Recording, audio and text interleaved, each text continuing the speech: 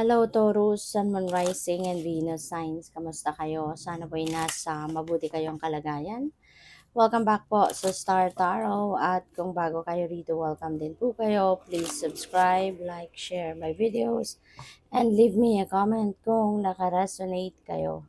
So, changing your mind, Taurus. Maaaring meron dito mga pagbabago ng isip, change of heart, kung baga din, ang iba sa inyo regarding something. So, kung ano man ito, maaaring plano, pwedeng plano to na nung una okay na konkreto na, kumbaga well planned out na ito. Pero maaaring ngayon nagbago yung isip ninyo.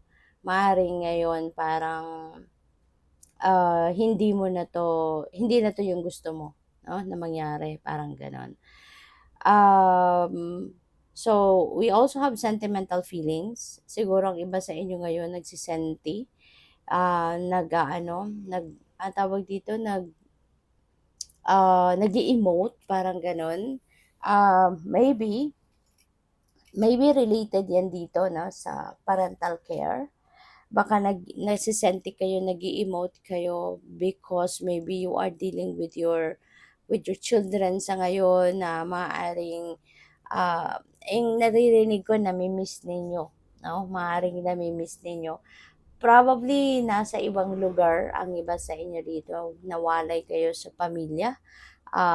Probably nagtatrabaho, no, abroad, or baka nasa malayong lugar sa Pilipinas, and maybe nami-miss ninyo yung pag-aalaga, no, sa inyong mga anak. Baka maliliit pa, no, yung children ninyo baka maliliit pa, kaya ngayon parang nasisenti kayo because you are missing your children, no? Pwedeng gano'n din ang sitwasyon nito. For others of you naman, kasi syempre iba-iba tayo ng sitwasyon, and this is a reading for the collective, kaya meron ditong iba-iba, no, na sitwasyon para sa iba-ibang grupo sa collective ng Taurus.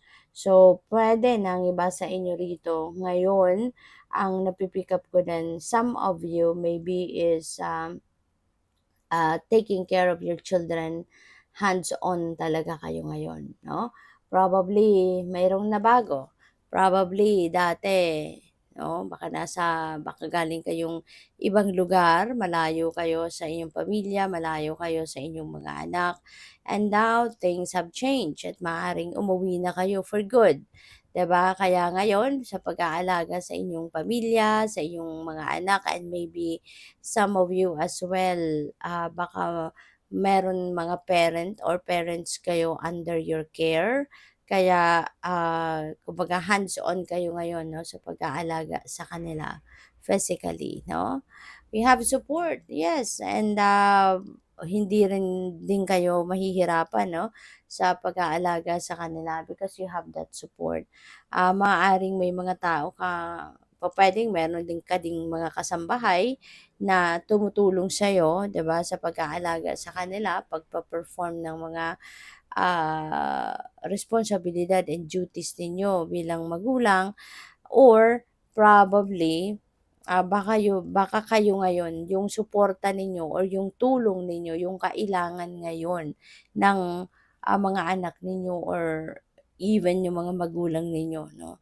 Lalo-lalo na kung nandiya-diyan din sila kasama ninyo sa bahay, 'no, or kasama ng mga anak ninyo. So, maybe they need your support as well at this time. So, yun din ang napi-pick up ko diyan.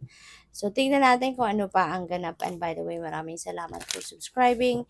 And if you haven't subscribed yet, subscribe na kayo. And also, maraming salamat din for not skipping the ads. Malaking bagay po yan sa akin. And also, please click the join button sa baba ng video kung gusto po ninyo na mag-join kayo sa membership. Okay? Salamat po.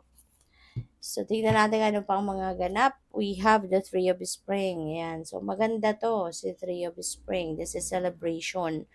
Okay? This is a celebratory energy, kasi feeling ko dito merong ano, ang iba sa inyo dito merong tagumpay, merong success na makakamit ngayon, kaya you deserve to ano naman, you deserve to anong tawag dito, celebrate. Kaya, congrats. And there are also, kung ano man yung tagumpay 'no, na mapi-pick up ninyo sa ngayon or makukuha ninyo sa ngayon, that's not all it. Hindi pa 'yan ang lahat-lahat na bunga ng inyong pagsisikap. Kumbaga patikim lang 'yan sa inyo ng universe. Meron kayong mga mas marami pa 'no, na successes na makakamit in the near future. Puwedeng eto parang, yung mga small successes na 'to na makakamit ninyo sa ngayon, yung parang ano lang, patikim lang sa'yo para lang na magkaroon ka pa ng mas magsipag ka pa, magtiyaga ka pa, yung ma-inspire ka pa, 'di ba?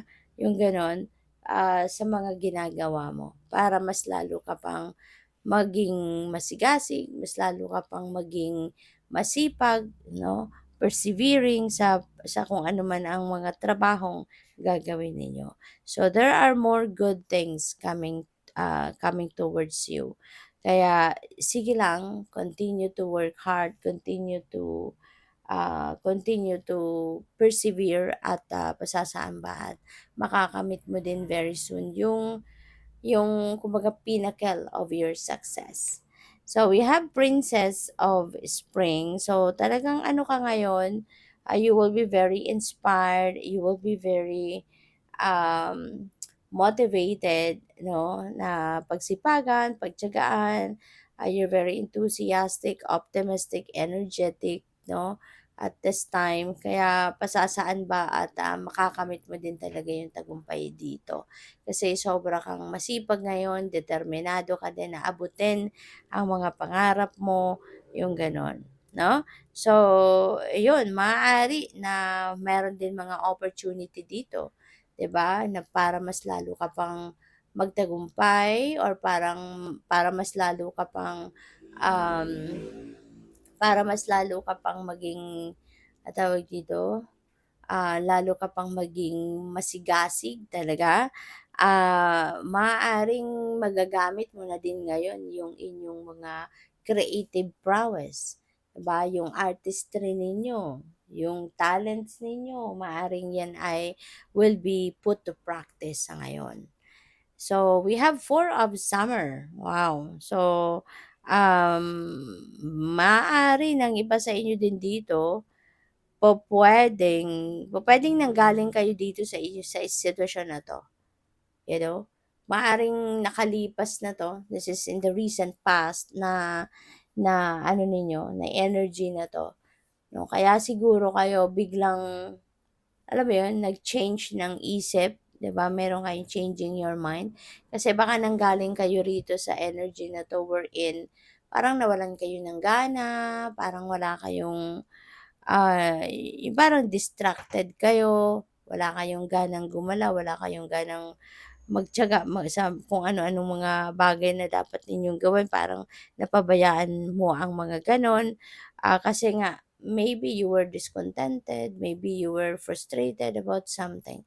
So, maaaring gano'n ang sitwasyon ninyo in the past, but you are changing your mind, 'di ba? Kasi siguro na-realize din ninyo, nakikita din ninyo na parang sayang naman, 'di ba? Sayang ng oras ninyo, sayang ng opportunities na maaring kumakatok sa inyo if you are going to continue na maging discontented, dissatisfied sa buhay. Hindi maaring mare-realize mo na hindi mo naman na mababawi pa kung ano yung mga pinanghihinayangan ninyo, hindi ba? Kaya maybe yung changing your mind na 'to could be this, 'di ba? Magshi-shift na yung energy ninyo at, mas lalo na kayong magsisipag ngayon, magtitiyaga, 'di ba? Maybe you're getting on your feet at magsimula na muli kayong magtrabaho, magsimula na muli kayong magsipag, 'no? So, good luck. Thank you for watching. Love and light. Namaste.